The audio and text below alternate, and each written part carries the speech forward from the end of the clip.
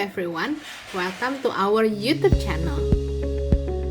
Our group, the ACs, Adriansyah, Johanna, myself Melitta, and Samuel are going to have a book summary today. So, check it out. The title of the book is The Little Book of Behavioral Investing: How Not to Be Your Own Enemy, written by James Montier. The book is a psychological finance book that gives us the new insight how the human behavioral can affect their investment decision. Not only that, this book is also give us solutions how to overcome that behavioral traits to minimize any biases in our investment decision. As an introduction, you will see the power of Star Trek. So there is two ways on how our brain make decision. Let's refer them into Dr. McCoy and Mr. Spock. These are the two characters in Star Trek. Dr. McCoy or X system is an approach on how our brain make decision based on emotional strains. And Mr. Spock or C system is an approach using logic and fact. Most human beings use both systems in decision making. However, overly use of emotional strain can cause people to make wrong decisions. So, every investor needs to control their X system since emotion has the power over logic. Chapter 1. In the heat of the moment. Investors make decisions based on the current situation that they are in, meaning different situations will result in different decisions. This decision itself driven by emotional approach, so it is so unpredictable. To prevent the in the heat of the moment situation in making decision, every investor should do research when the market is stable. Chapter 2. Who is afraid of the big bad market? So normally, experience can make people learn or grow wiser. But making the same mistake cause people to be afraid in investing more. Usually, play it safe seems like the better option to minimize loss. But actually, investing more or taking risks often lead to better results. Chapter 3. Always look on the bright side of life.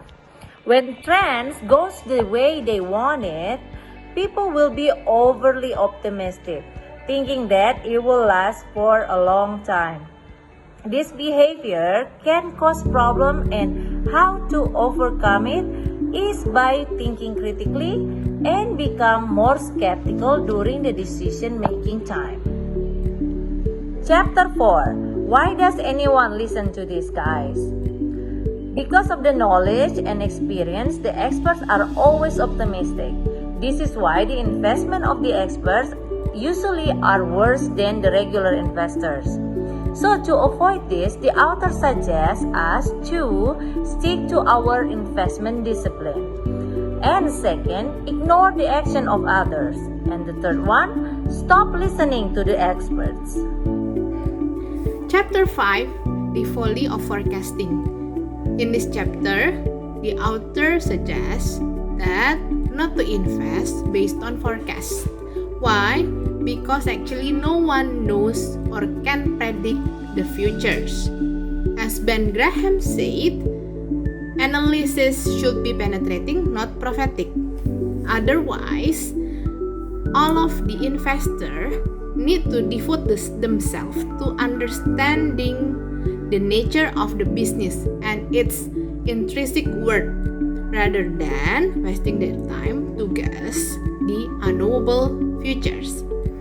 And so remember what Keynes said, I prefer to be approximately right rather than precisely wrong. So, in summary, you cannot forecast or predict, but you can prepare. Chapter 6. The Information Overload. investor is keen to have more information. Why? Because more information can lift up their confidence. But too much information may not always give the value added.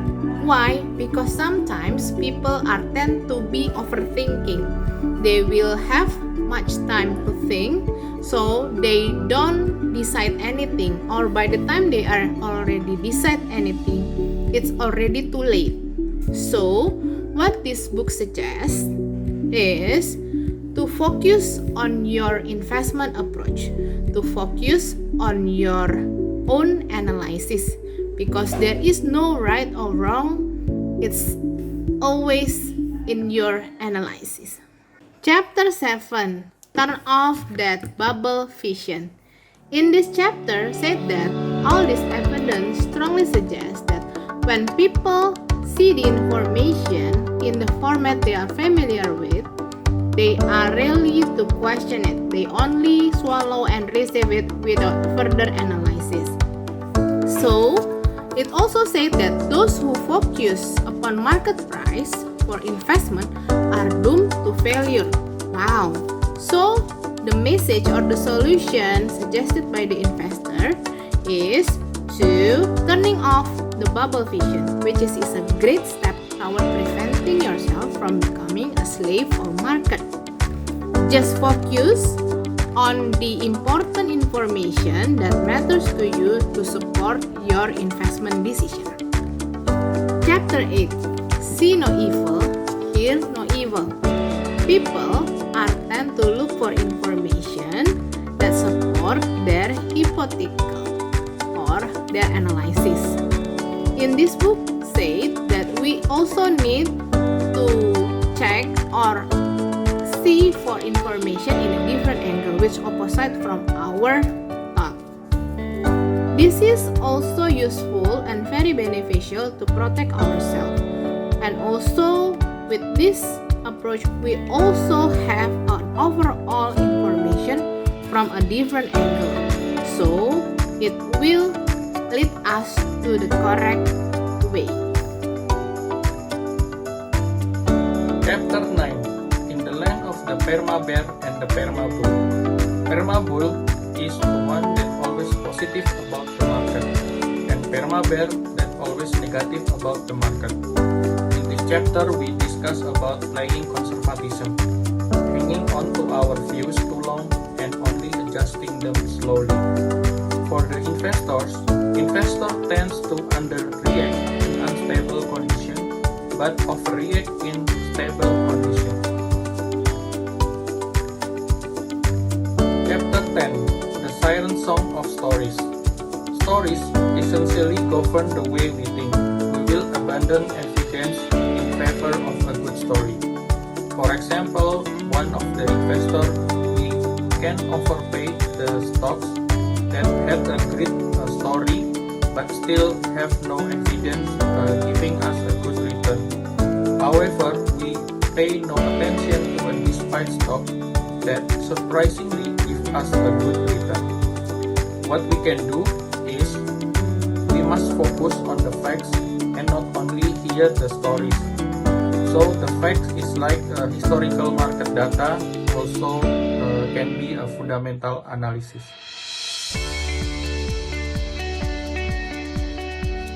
Chapter 11. The time is different.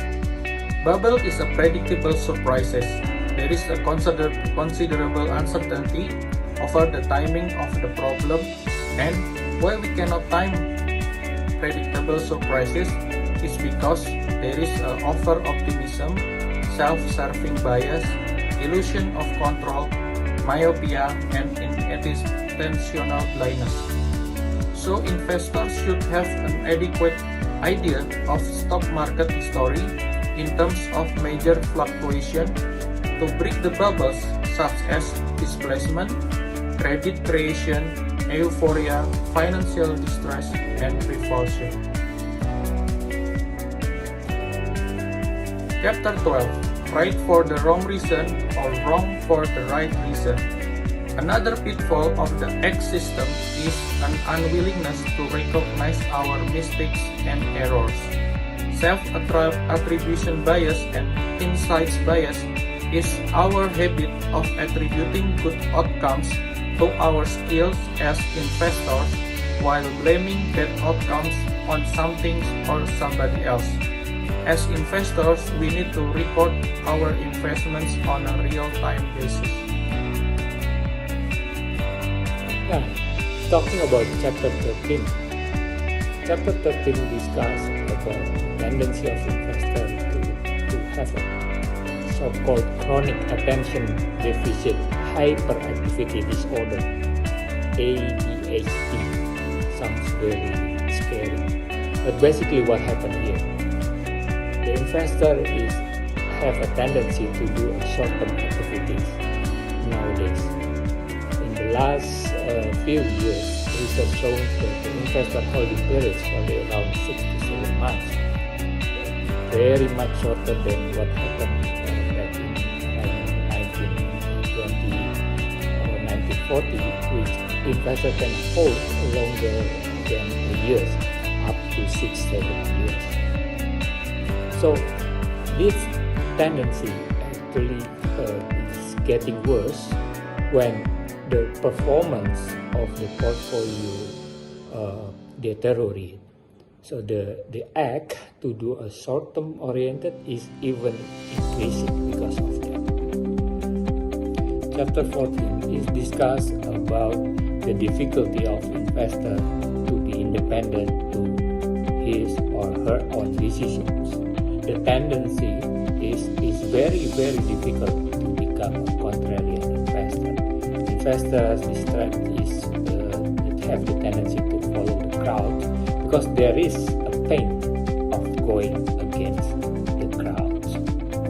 There are several symptoms of the dangers of the group things discussed here, and it's very interesting. So what can you do to avoid this mistake? Well, of course, you should have the courage to go against the dominant wisdom of the time. The second, that you have to be a critical thinker, and then finally the third one, that you should have the grit, perseverance, stick to your principle. Chapter 15 discusses about the time to sell an investment when it is already reached the appropriate time. Okay. Investors tend to hold to their investment when the investment is already mature and about to sell. So the article discuss about the endowment effect. This happens when you bought investment. In this case, the story is about the wine, and then the wine from the $15 price increased to $150. So the question is, are you going to sell this wine or buy another one and hoping it will also increase? So people are generally unwilling either to buy or sell the wine. Chapter 16 discuss about process, and process. This is a very good advice. Why? Because process is the one thing that you and I can control as an investor. Imagine there is a matrix between outcome and process.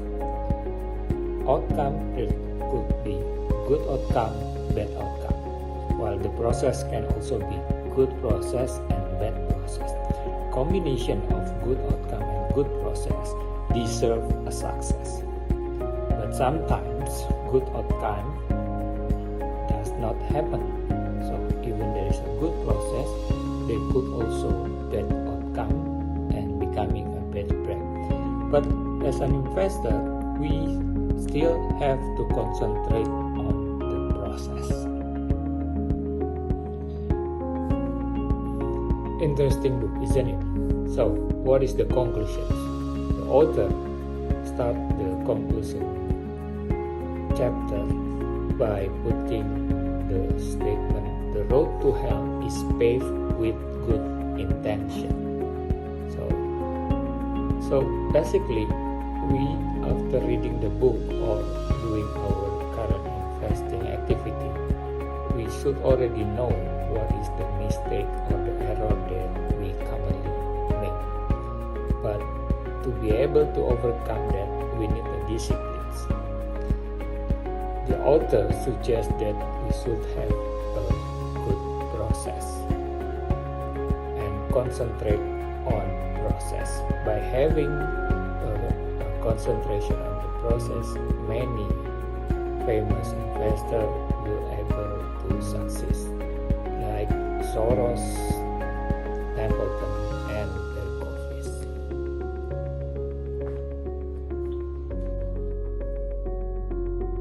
So everyone, that is all from us, the essays, Johanna, Melitta, Adriansyah, and Samuel, reviewing the Little Book of Behavioral Investing by James Montier.